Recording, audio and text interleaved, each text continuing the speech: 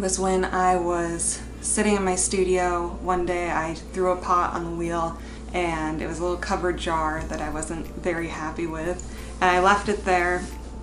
I left for a doctor's appointment, and when I went in for my appointment, I was sitting there waiting to be seen. I look over and there's all these little glass jars with metal lids on top, and inside all these little jars are the tongue depressors and the cotton balls and the band-aids and everything.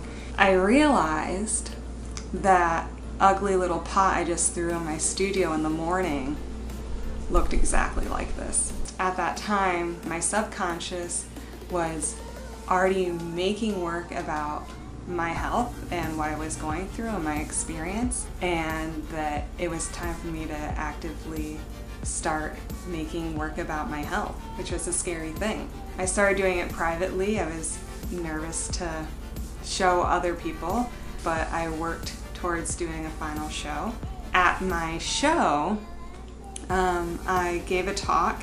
It was after my talk that I realized that I was on the right track with this new body of work, because what I had only been doing for myself up to that point was now giving something back to someone else, because it was inspiring people with either similar conditions or chronic conditions that are not like mine, or caregivers. Art was something that they could be doing to improve their lifestyle a little bit. It was at that point that I started really dedicating myself to openly expressing how my illness has been affecting me. I kind of pulled back the shades and I put it all out there. I think my first few paintings were extremely dark.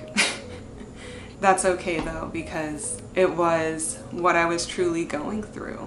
It's important. It's not always happy all the time, and it's not always going to be glowing and positive. People can connect with that. From there, I just started looking more into symbolism, imagery, trying to pull back these things from where I grew up in my childhood of plant life and animals, and how I can introduce those, and how I could introduce Buddhism and Christianity symbols for people to have a higher understanding of different emotions that I was trying to project. Now it has turned into almost somewhat of a puzzle for me, where I'm sitting down when I'm not feeling well and I'm doing these tiny sketches.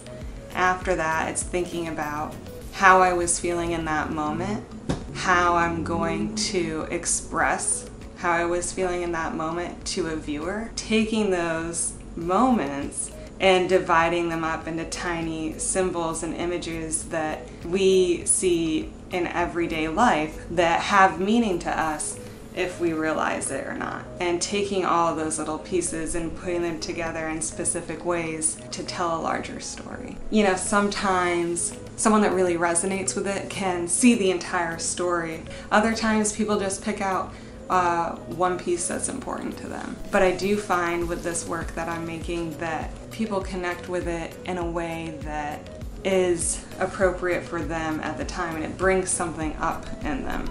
Because I want people to not only see me, hopefully, as a good example of how you can take that horrible situation, flip it on its head, and make it the thing that propels you. But I also want those people to know that there's something else out there for them.